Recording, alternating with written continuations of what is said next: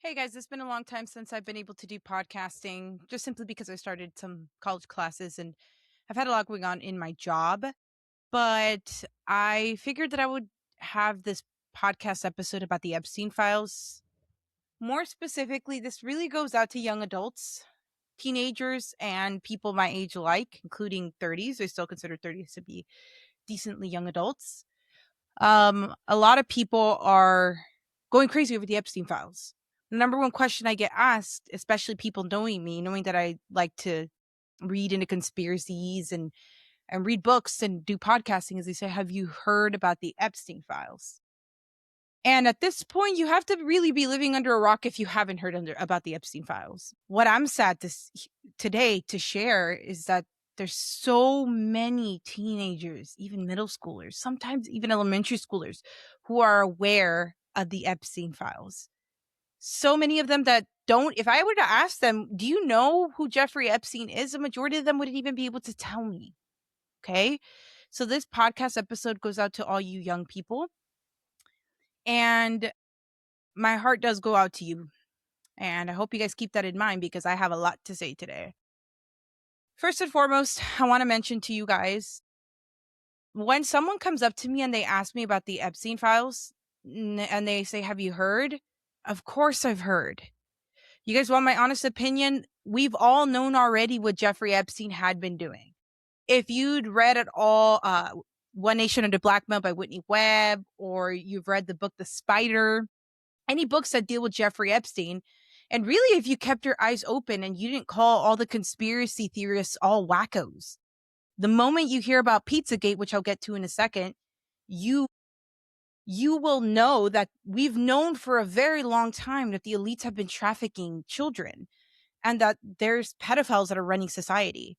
And you know what, guys? I am honestly, there's so much I've been wanting to say in my podcast, and I purposely don't say because I don't want to come across as crazy. But now that the Epstein files have dropped, I feel like I seem a little bit less crazy now. Okay. The first time I ever found out about Jeffrey Epstein was when I learned about Pizzagate. And so I remember my journey started off with Jeffrey Epstein when I was watching this Jubilee episode. And the episode dealt with Ben Shapiro debating a bunch of Kamala Harris supporters and liberals in general.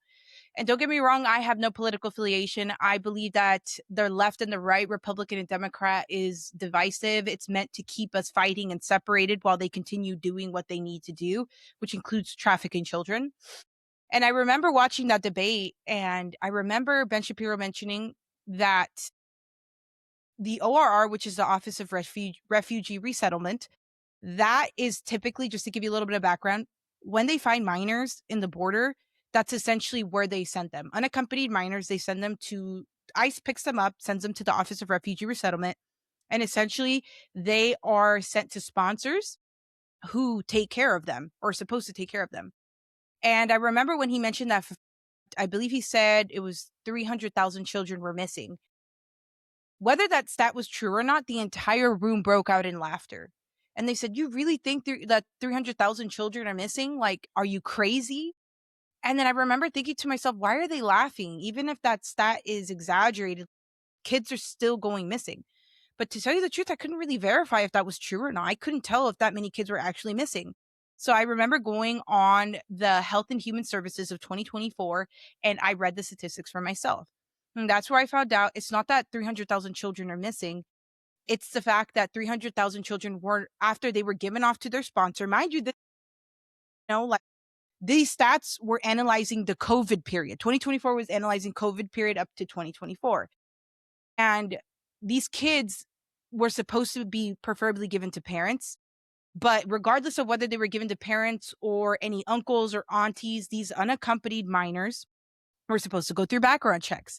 They were supposed to be given addresses, and they're supposed to, and I found out that they're not required to, but they are supposed to be, once the moment the child is given to an adult who is essentially going to be their guardian, they're supposed to come back for court. It's essentially, look at it as a wellness check and to see, okay, this kid's been placed with this adult. Where do we go from here? Because technically the child was unaccompanied and could very well be an illegal immigrant as well. And so that's what the ORR was meant for, so that minors aren't just existing in the border walking alone. because that would put them at risk for cartels trafficking them, essentially. And so it's not that 300,000 of them are missing, is that 300,000 of them didn't show up to their court appointments. And of those 300,000, it was about 85,000 of them. This is like the report of a senator. You look it up, senator report on 85,000 missing children from the border. And this is also a stat from Health and Human Services, HHS. And so they discovered that 85,000 of these kids were just gone. We literally did not even have an address. No, they were supposed to do background checks. About, I believe, 15% of them didn't even go through background checks. And the crazy part is that, like, they vanished. We don't know where they are. I know that the Justice Department was getting a lot of phone calls saying, hey, these kids are over here doing labor, and we're pretty sure they're too young to be doing this. So the children were being labor trafficked. The children were being sex trafficked. And I don't know if you guys are aware, but human trafficking is beyond just that. They also traffic organs. They take the organs and they essentially sell them on the black market. But they also take children and then they make them into soldiers to fight for foreign countries, essentially, right? They make them disappear, and that's what they do. And so it broke my heart, because even though it wasn't 300,000 children that were missing, it was still 85,000 of them had vanished, and we didn't hear from them where they went. And I don't know why that really struck me really, really hard to my core. And I remember thinking, why is there so many kids missing? And it's not like in the news, right? You guys see that every year, millions of children go missing. We get it. Sometimes it's children that are unaccompanied, that they're playing in the sidewalk. Someone comes in a van, swoops them and takes them, and then the parent never sees them again. Walmart, they're in the Walmart parking lot. Parents get careless. They leave them in the car. The kid opens the door. Boom, they're gone. But when you really do the math and you start to notice, it's a lot of children going missing. So what's happening, right? And you end up finding out in a lot of these facilities where the kids are being kept in the ORR that a small portion of them were being abused by the workers, that a small portion of them would just go missing. And since there was so many kids flooded during COVID, nobody cared to check where they were. And so aside from just the ORR itself, what was happening to the children of the United States?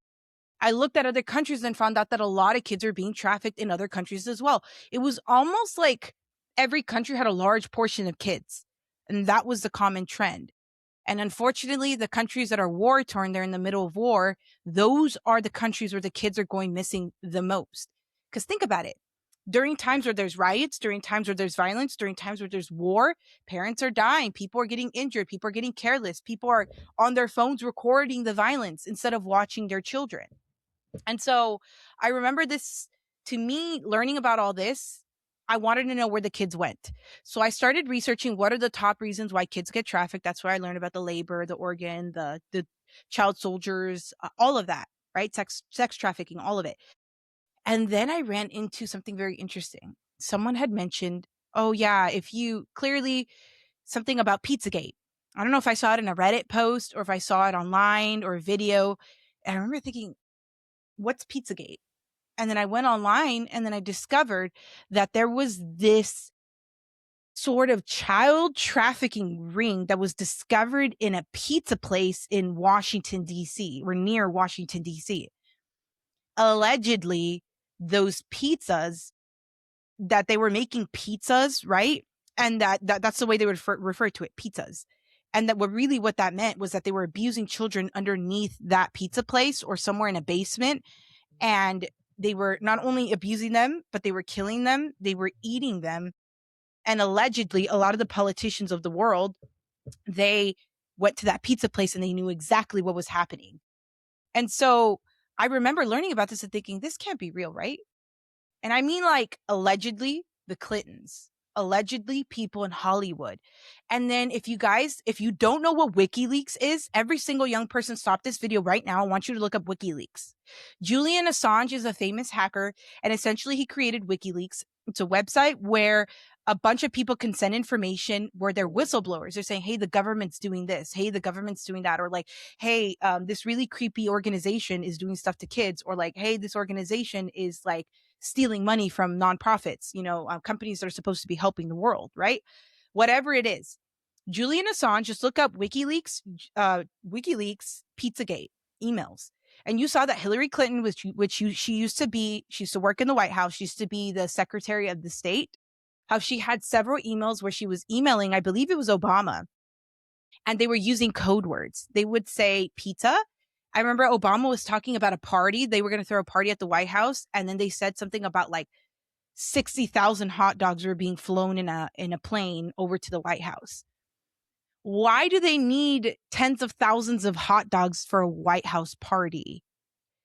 And if you're not aware of this, I'm sorry to burst your bubble, but it's the truth. These people who are in control perform satanic rituals where they regularly sacrifice children to their idols. These people are essentially taking these children and, to what I believe, are putting them through torture mechanisms, and they essentially consume them. A lot of them are cannibals. A lot of them drain them, make them scared, and then they drink their blood. I'm sorry, it's the truth. I meant to say this a really long time ago, but I didn't want to seem crazy. And I remember learning about Pizzagate. I remember looking into all the photos they found with Pizzagate, that underneath that pizza place, there used to be an Instagram page where they were posting pictures of what was happening in that pizza place. And you would see pictures of like little children taped to, like their hands were taped to the tables. And there's pictures allegedly of torture rooms in that pizza place, and that's where they would record like bad videos. I don't want to get into all the details of it. It's really horrific. And so learning about all that, and learning, if you look at Hollywood, they speak in code words. They say torture. Instead of saying torture, they say, or children, they say pizza. They say key words that are essentially referring to allegedly like pedophilia. And aside from that, you also have like Ellen DeGeneres, where she was interviewing a few people. And I remember one of them, I forgot, she's like the actress. Essentially, Ellen DeGeneres, you can look up, I just fact checked it. Ellen DeGeneres was interviewing Anne Hathaway, and she was asking her how she looks so young. And essentially said that she buys circumcised skin of babies. And, she says from far, far away, and she puts that over her face, and they do needles over that. Essentially, from what I understand, me being a science teacher, they absorb the skin absorbs whatever is in there, maybe stem cells, maybe the blood of those children in those circumcised skins. I wish I could make this up, but this is real. She says it online. Essentially, these people in Hollywood are consuming this. And now, when I learned about this, about Pizzagate, when I learned about how inside of a lot of these famous politicians, they regularly buy artwork that essentially encourages pedophilia. I don't even want to tell you the names of the websites because I don't want to encourage you guys to consume that sort of stuff. But trust me when I say that there's portraits that they have found when in politicians' houses where children are being tied up, and it's not actual children, but it's like artwork of children. There's a market out there where they buy like expensive statues and artwork that essentially show children's faces and like, I'm going to say the phallic or, male's reproductive organ on those children. It's really ugly. The people in Hollywood, your idols whom you guys adore, are just as guilty of this stuff. Maybe not all of them, but all of them, I guarantee you know that it's happening. Okay. And so that's what's happening. And politicians are in on it as well. And this is where I got to Jeffrey Epstein. When I found out about Jeffrey Epstein, it was after Pizzagate. After I found out that all of the famous people in the world are essentially in on this joke of consuming pedophilia or giving into pedophilia or consuming children, essentially cannibalism, or they're part of this major human trafficking ring. And this is how they make their money. So Jeffrey Epstein, I'll tell you who he is. Allegedly, we don't know, but let's be real here. Essentially, Jeffrey Epstein was some sort of spy. He was some sort of spy for an intelligence agency where his whole job was that he was recruited by some other country to essentially gain the favor of famous people and provide banking services for them. Essentially, say you're like a politician and you're making your money in corrupt ways, but you want to avoid the IRS. You don't want the IRS to take all of your money. So say I'm a politician, I work for the White House, or I'm a famous person that has a lot of money, and I say, okay, I'm being taxed an insane amount. I don't want these taxes. That's when you go to a party and they say, hey, let me hook you up with my friend Epstein, who essentially knows his way around taxes. Epstein wasn't just a human trafficker, because he was sleeping with minors. Okay. And he provided minors for a bunch of famous people. But essentially, he was a banker as well. So he would say, okay, let me get you connected with a bank like JP Morgan, and we will move all of your money out of the United States into some other country. Say it could be the Virgin Islands, it could be a bank in Switzerland, it could be any of that stuff, right? And essentially, they leave their money there, and he has a way of having these famous and rich people avoid taxes. Or if people are doing, say they're selling drugs or they're making their money in unethical ways like human trafficking, labor trafficking, they can move all their money to an account in Switzerland or some other bank, and they slowly move the money in. We call that money laundering. Okay. Epstein provided banking services, and then when he would provide banking services, he didn't just do that. He would befriend these billionaires and some millionaires, mostly billionaires.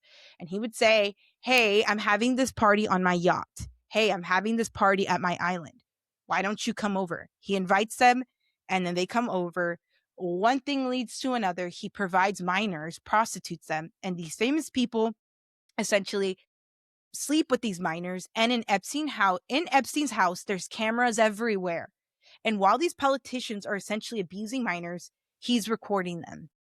He has I forgot, the White House says it was like hundreds of thousands of hours of footage, or just like thousands of hours of footage. Don't quote me on that one, but it was thousands of hours of footage of all of these major billionaires and politicians abusing kids. And what he would do is, say that you're a politician and you don't want to vote for a certain policy that would allow, say, certain immigrants to come into the country, or maybe policies that would encourage the United States to get into a war. Say you said, I don't want the US to be in a war, and you're voting for that. Our friend Epstein comes along and says, hey, so I heard that you didn't want to do this. Need I remind you that I have this video of you sleeping with a minor? Need I remind you that I provide banking services for you? I know how you make your money. And essentially, these people would buckle under pressure. They were being blackmailed, and they would just end up voting for whatever they were pressured to do. Epstein worked for major billionaires, borderline trillionaires of the world. I don't want to throw any names out there. Just read the files. Epstein will tell you who he works for. It's in the DOJ files and the Epstein files. Okay. That's not blurred out. That's on there. And essentially, that's what he did. He wasn't just a human trafficker. He was a billionaire. Nobody fully knew where he got his money from, unless you really look into it and you found out it's because he provided banking services. It's because he was trafficking people.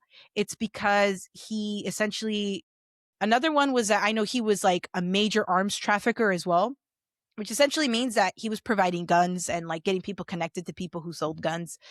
And like, long story short, guys, this all leads to what I'm trying to get at. Please, young people, you think it's cool to read the Epstein files? You think, oh, it's so fun. Oh my gosh, let me go on the DOJ website, and read the Epstein files. Let me see what these people are doing to kids. Here's my question to you. Are you going to do anything about it? Really? Are you going to do anything about it?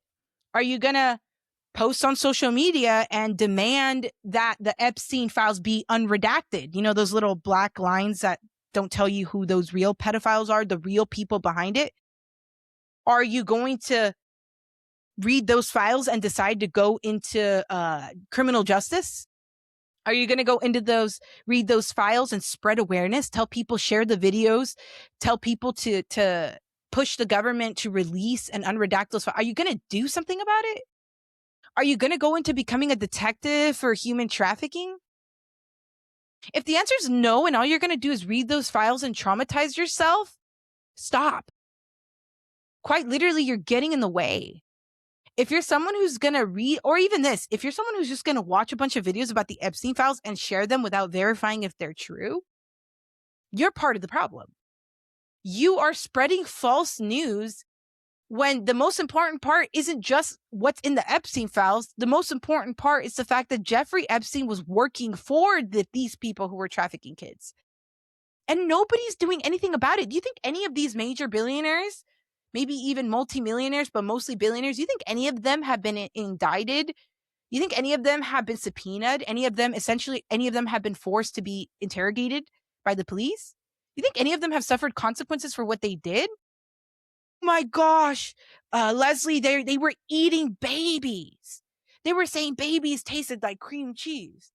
Oh my gosh, they were talking about, what they were doing to these kids, right? I'm just saying, guys, like, are you going to do anything about it? Like, that's my biggest thing. It's like everybody wants to talk about the files, but nobody wants to talk about the fact that Epstein was a small guy working for big guys. And those big guys are still out there. Jeffrey Epstein being dead has nothing to do with stopping this human trafficking ring. There are other Jeffrey Epsteins in the world, I can guarantee you that. And they're still walking around. There's a lot of people who are billionaires in the world who are still walking freely. Everyone's talking about, oh, Trump's in the Epstein files, Trump's in the Epstein files. The Clintons are in the Epstein files too. Bill Gates is in the Epstein files. There's plenty of other people who are in the Epstein files. Don't you think it's a little bit coincidental? Let's use critical thinking here. When something becomes mainstream, it's because someone's allowing it to become mainstream. Someone's allowing for it to become popular. Because people were talking about kids being trafficked and being victims of satanic rituals for a long time, and everyone called them crazy. But now the Epstein files are released, and suddenly everyone's like, oh my gosh, my heart aches for these kids, which it should. But guys, this has been going on for a long time, and nobody did anything about it. And now the Epstein files are out, and everyone's only focusing on Trump. I'm not saying Trump is innocent. I'm saying people are only focusing on Trump. Why aren't we also... There's plenty of other people on there that were in the files, and no one's asking about them. You guys know that the Clintons were supposed to go in and testify as to their involvement in the files? Mind you, the Clintons, Jeffrey Epstein used to, while Bill Clinton was the president of the United States, you guys know Jeffrey Epstein visited his house about 17 times, or the White House 17 times, and each time he brought a new young lady. What about the fact that Bill Clinton, for an entire year, for 1 year alone, he had visited Epstein's house Epstein's island over 20 times. Why aren't we pushing for that? The Clintons said we're going to testify and clear our name. Did you know that they postponed that? It's all just, PR, public relations. It's all just so they can gaslight the public into thinking that Trump's the only problem. Trump isn't the only problem. There's plenty of other people there, and I don't see you guys talking about that. That's not okay. And to me, I really don't appreciate people telling me, have I heard about the Epstein files, without saying, hey, have you posted for the government to unredact those files? We're not doing that. Instead, we're just talking about how cool it is that this even exists, or how sad it is. We remember those hashtag Me Too, hashtag Black Lives Matter. I say hashtag release the names, hashtag unredact the files. That's what we need to be pushing for. And another thing, I'm a Christian woman. And now I feel like I don't really have a problem saying this. Churches, why are we not talking about unredacting these files? Jesus says in the Gospels, I don't remember exactly which Gospels, I believe it must have been the Gospel of Matthew, that any who were to harm children, it is better to tie a rock or some sort of heavy boulder on their ankle and let them drown to the depths of the sea. Any who cause harm upon the children cause harm to God himself. His wrath will befall upon them. Why are we not praying regularly for these kids who are very well still being trafficked? Satanic rituals were performed on them. Guys, this means that these idols, these gods, and Satan are all real. Why are we not pushing for young people to stop listening to specific music artists who are very well performing witchcraft, who are very well performing rituals, and their music is essentially brainwashing our young people? We should be pushing for it the most, to be praying for these kids, to be pushing us as Christians, us as adults. Teenagers are talking about it. Why aren't we talking about it? The burden, and this goes to teenagers and young adults alike, the burden to save our young people, to prevent sex trafficking from happening, to protect our young ones, befalls upon the adults. Why are the kids posting about it and we're silent? This is the biggest thing that's been on my heart about the Epstein files is, in my opinion, if you're not going to do anything about it, all you're doing is traumatizing yourselves. Teenagers, stop reading the files. There is literally nothing you can do about it. You're just going to end up going to sleep at night and like traumatizing yourself unless you are pushing and posting hashtag unredact the files. Only then can you say you can do anything about it. And even then, young people don't read all the details. Do you want to know? This is my honest opinion. There are very evil people that run the world. The people who you think are the rulers of the world are not really the rulers of the world. You think it's President Trump. You think that it's just the United Kingdom. You think that it's all of these people. No, there's major rich banking families, elite families that go way back into the time of the monarchs, the people who were in charge of the banks, whom are really running the show.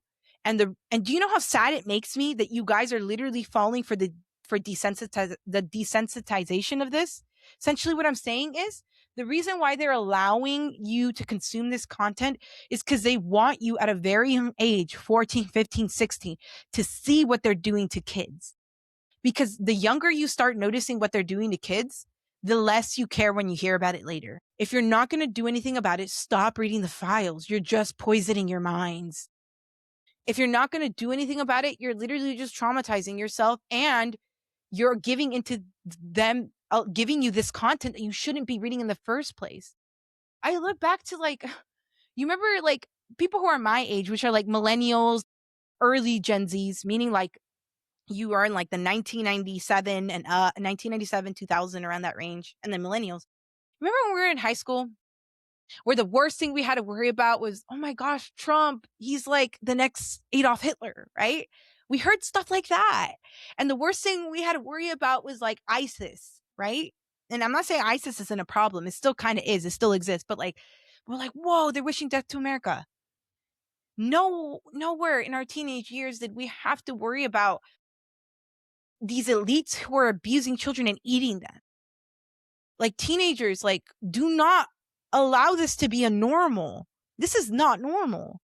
And I really pray and hope that people in my generation step up, because we're not doing enough to protect you guys, because you guys should not be reading that stuff. You guys should be worried about what you're going to do in life, finding your purpose in life, falling in love, getting your heart broken, having experiences, going out to the world, getting to know other people around the planet, and going to college, getting the college experience, starting your first job. All of that is stressful. Paying your first bills, getting your first apartment. On top of that, I feel sad for you teenagers that on top of all the stresses of life and maybe even the traumas of life, maybe you're even in a home where like you see domestic violence, you see one parent who's abusing the other verbally or physically. Maybe you're seeing a sibling who's struggling with drug addiction. Maybe you yourself are struggling with letting go of drugs or vaping, and you're struggling yourself. And then on top of that, you have the Epstein files.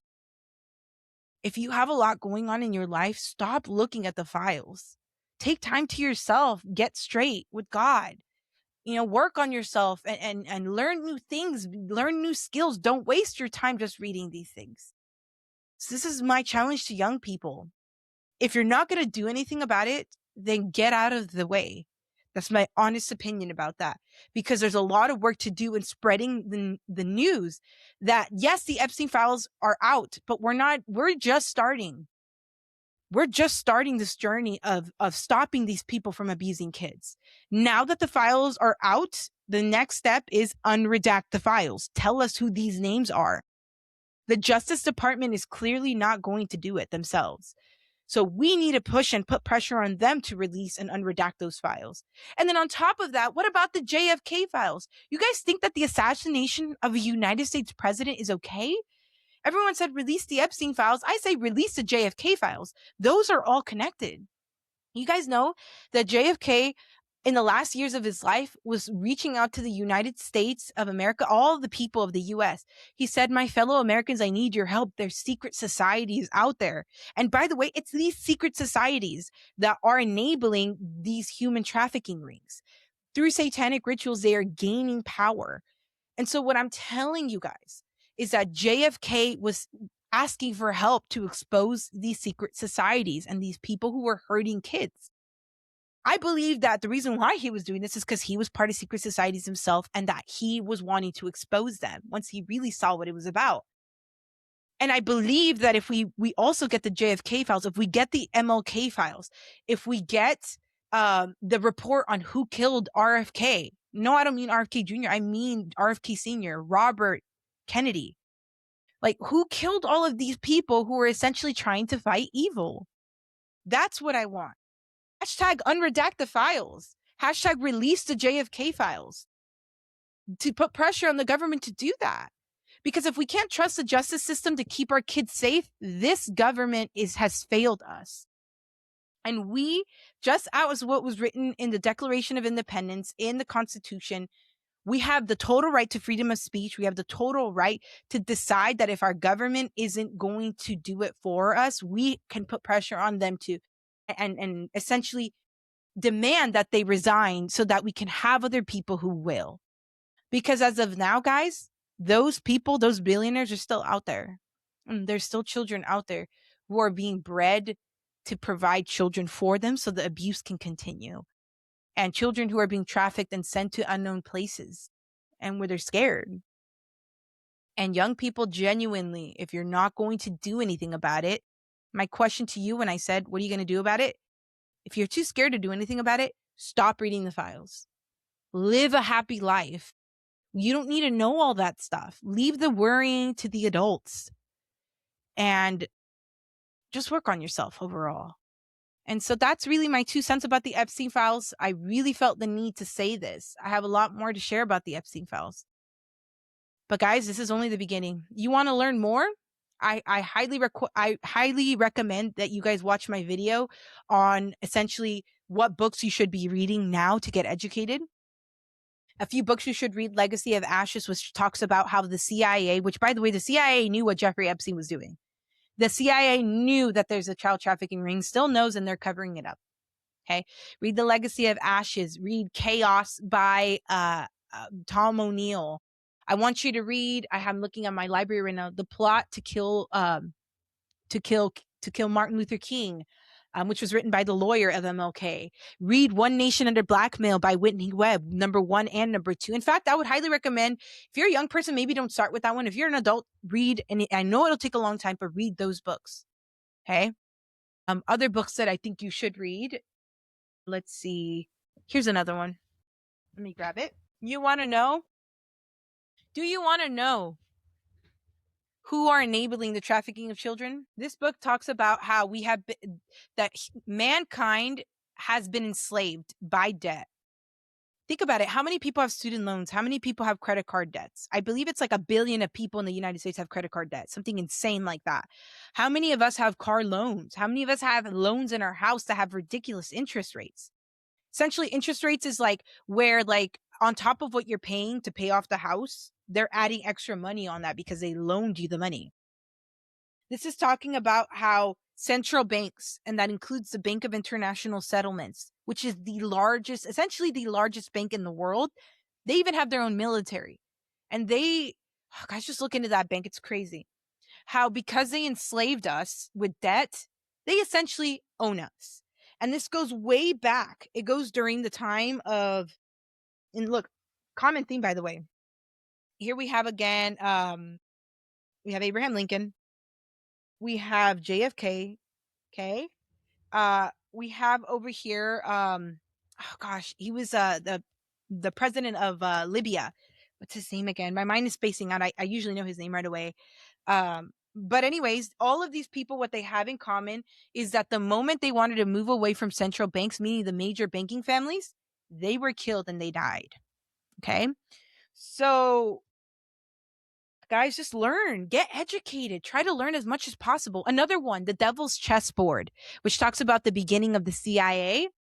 Any books that deal with child trafficking rings, you can look up. I believe there's one about the child trafficking ring that happened in Nebraska, Omaha, Nebraska. One of the senators from Nebraska, I believe, or was he the governor of Nebraska? One of those. How he discovered that there was an underground like child trafficking ring and how that got exposed. Try to learn as much as you can about this stuff, because we need to be able to spot the signs when this is happening, and we need to stand against it, guys. That's it for my episode of my podcast. I hope you guys found it encouraging. Share as much as you can about how the Epstein files, we can't just say, oh, it's done, we have the files. We need to push for the government to release the names of those people.